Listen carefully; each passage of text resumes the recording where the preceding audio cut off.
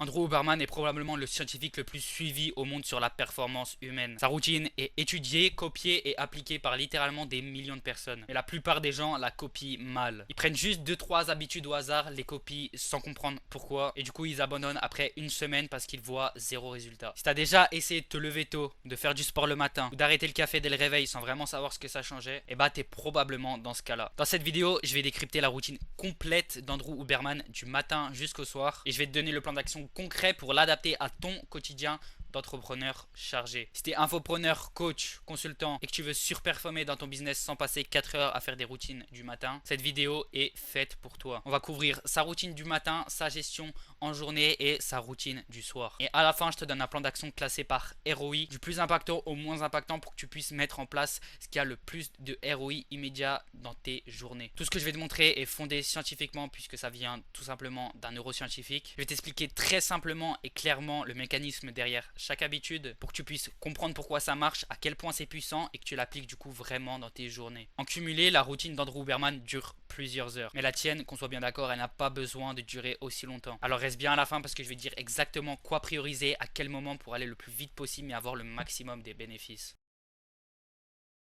Mais avant qu'on commence, il y a une habitude qu'Andrew Huberman fait chaque matin, que personne ne mentionne jamais et qui a littéralement le plus gros impact sur ta journée. On voit ça dans quelques minutes. Et on commence directement par la routine du matin. Les 2 premières heures de ta journée définissent directement les 14 qui suivent et toute ta journée immédiatement.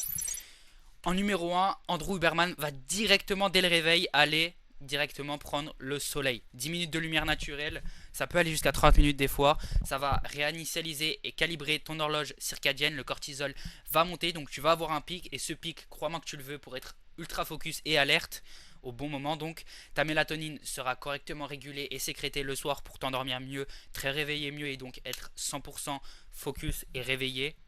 Donc exposition solaire, 10 minutes dehors, plus une marche courte, lui c'est ce qu'il fait, sans jamais de lunettes de soleil, de protection de soleil. Donc 10 minutes d'exposition sans lunettes de soleil, sans protection, pour avoir les rayons du soleil, l'UV qui pénètre dans ta rétine pour indiquer à ton cerveau directement qu'il y a le soleil qui est levé et que tu dois sécréter ton cortisol.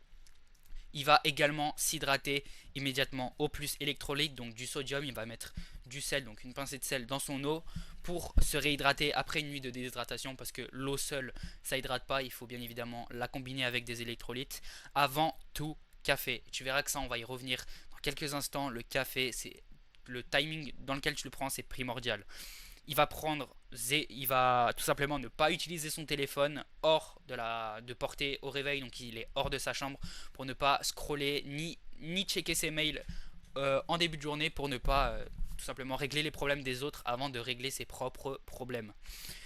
Étape numéro 2, donc premier café 90 à 120 minutes après le réveil et pas avant, et je vais t'expliquer maintenant pourquoi.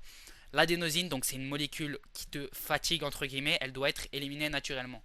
Boire un café trop tôt la masque et tu paies la note à 14 heures avec un coup de fatigue. Donc tes crashs de 14 heures, 15 heures, etc. C'est à cause de tes premiers cafés en majorité que tu prends beaucoup trop tôt dans ta journée.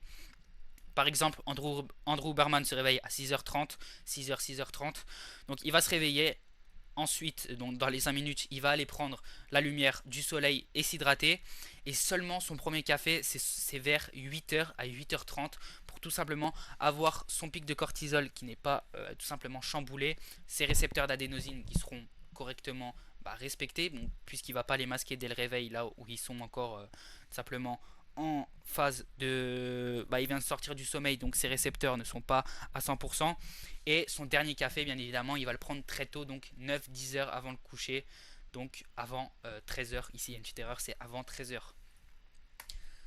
Ensuite, étape 3, le matin, 90 minutes de deep work. Au réveil, ton cortisol est naturellement haut.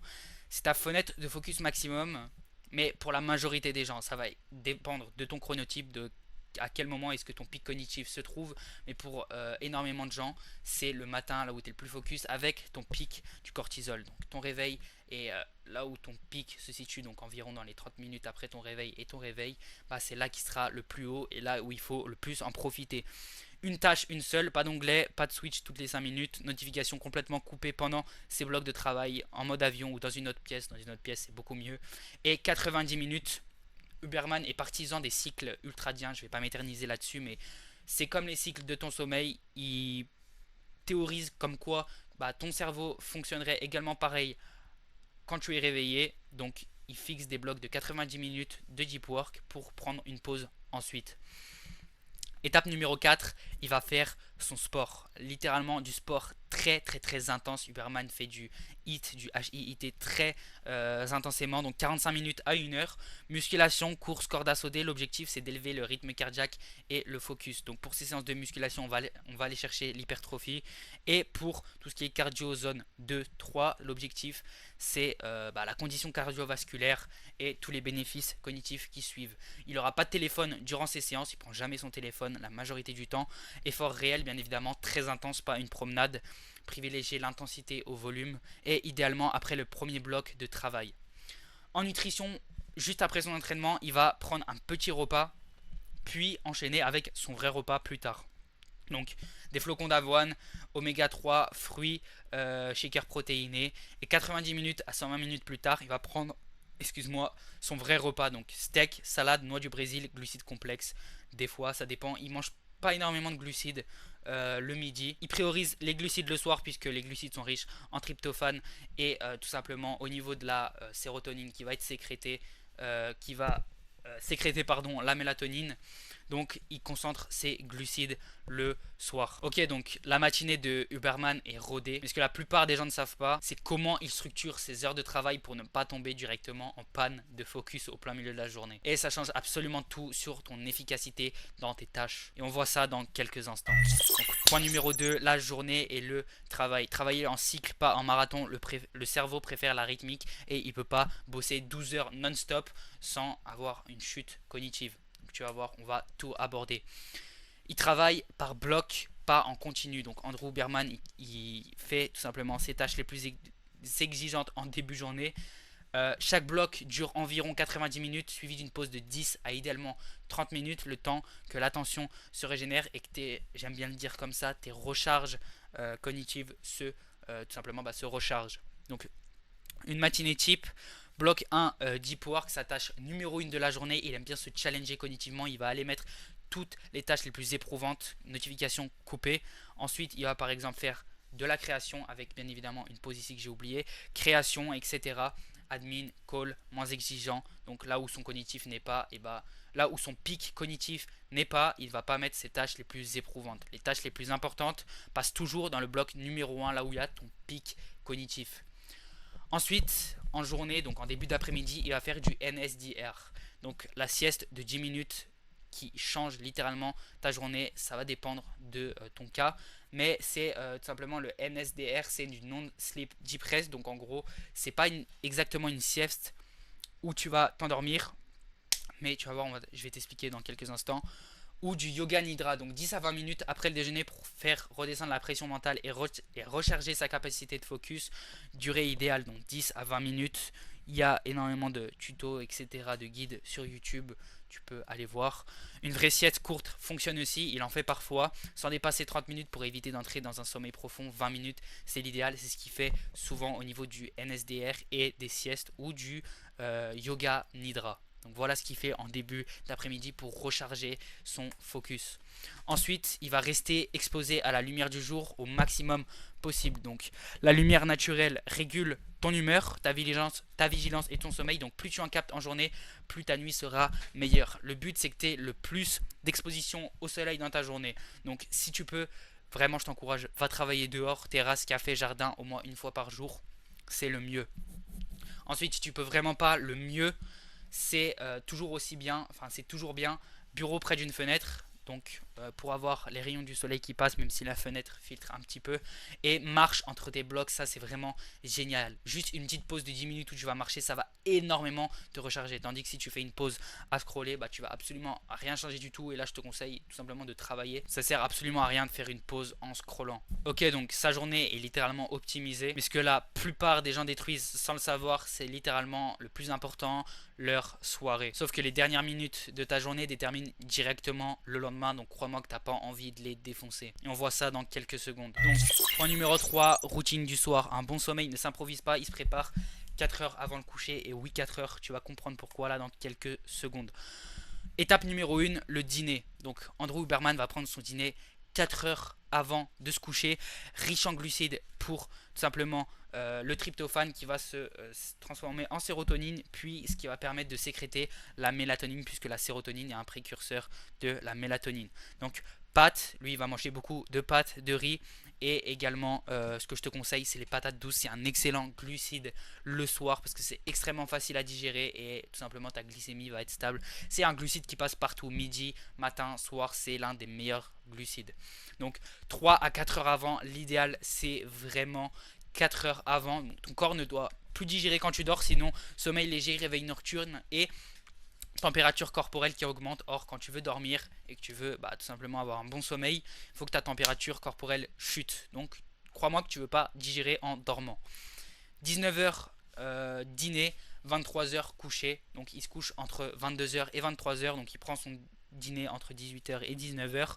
Décale tout d'une heure si tu te couches plus tard. Donc le mieux c'est vraiment 4 heures avant de te coucher, prends ton dernier repas. Si tu n'as pas l'habitude encore, c'est normal puisque c'est pas une habitude, mais crois-moi que ça aura une énorme différence et c'est ultra actionnable. Étape numéro 2, crée ton wind down. Donc à partir de 20h, ton environnement doit signaler à ton cerveau la journée est finie et c'est là qu'il faut transitionner donc vers le système nerveux parasympathique, donc le système nerveux de repos. Donc vers 20h, donc 2-3 heures avant de te coucher, il va falloir baisser, tamiser les lumières, lampe chaude au sol, donc tes plafonniers, donc tes lustres, etc. Donc tu vas les éteindre puisque ça va simuler le soleil. Donc tu crois-moi que tu veux pas avoir ça. Écran en mode nuit et bien évidemment ce que je te conseille c'est des lunettes anti-lumière bleue. Donc règle d'or, téléphone hors de la chambre c'est le mieux en mode avion. Un vieux réveil à 5 euros remplace l'alarme de ton tel, c'est beaucoup mieux et tu n'auras pas tendance à scroller sur ton téléphone ou à te réveiller dans la nuit et à le prendre. Au niveau de la chambre, il préconise une température entre 16 et 20 degrés, donc assez fraîche. C'est une chambre fraîche déclenche ton sommeil profond de la meilleure façon en fait, parce que ton corps a besoin, d'être froid pour récupérer à 200%. L'endormissement va être plus facile et ton sommeil plus récupérateur. Ensuite, des horaires fixes. Toujours pour avoir ton rythme circadien qui est réglé, ça va être beaucoup mieux pour récupérer au niveau de ton cerveau et de ton corps tout simplement. Étape numéro 3, le stack sommeil d'Andrew Huberman. Donc à prendre 30 à 60 minutes avant de dormir, mais évidemment tu demandes l'avis à ton médecin avant tout supplément, mais c'est des suppléments qui sont extrêmement intéressants pour ton sommeil, ta concentration, etc. Donc au niveau du magnésium, Andrew Huberman va prendre du magnésium thréonate et bisglycinate. Je crois qu'il prend surtout du bisglycinate, pardon. Ça va t'aider à détendre ton système nerveux, améliorer la profondeur de ton sommeil et ça a énormément de bénéfices. Donc c'est un excellent supplément que je te recommande à 200% de prendre donc au niveau du bisglycinate.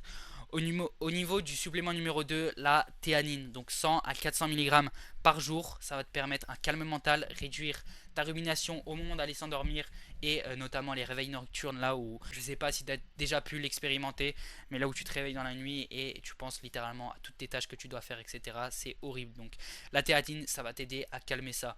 Ensuite, supplément numéro 3, l'apigénine, donc 50 mg, c'est un dérivé, un extrait de la camomille, ça va t'aider au niveau de l'endormissement. Donc c'est 3 suppléments qu'il prend et qu'il recommande vivement pour l'amélioration du sommeil. D'ailleurs, si ce que tu viens d'entendre te parle, je te partage au quotidien ce type de contenu sur Instagram, donc viens me suivre, c'est directement mis le lien en description et tu peux venir me poser toutes tes questions si tu as la moindre question. Petite parenthèse à part, on passe directement à la suite. La routine d'Andrew Huberman est littéralement en béton. Et maintenant, la vraie question, c'est est-ce que toi, en tant qu'entrepreneur, tu peux vraiment appliquer tout ça? Et c'est ce qu'on va voir justement dans les prochaines minutes ensemble. Donc, point numéro 4, adapter ça à ton quotidien d'entrepreneur et d'infopreneur. Donc, 3 tiers de priorité selon le ROI et l'effort.